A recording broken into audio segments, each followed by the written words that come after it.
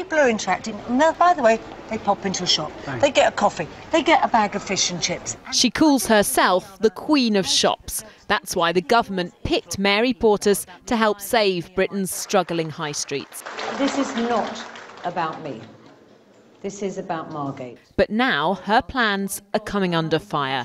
The former chief executive of Wix and Iceland says her review has delivered little, and that's why he's come up with a rival list of recommendations. There was no real in-depth analysis of what was happening to the retail structures, how they were changing. 8 businesses, big major businesses, have gone bust since that review was published, and there wasn't even forecast.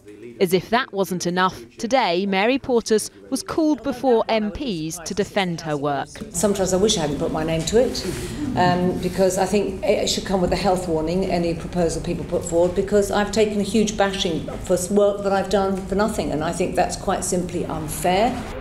While the retail experts agree on things like free parking in town centres, Bill Grimsey wants to create a full-time high streets minister and impose a one-off tax on big retail chains and leisure groups to fund local development, whereas Mary Portas recommended putting in place town teams to manage high streets and creating so-called Portas pilots to receive government grants.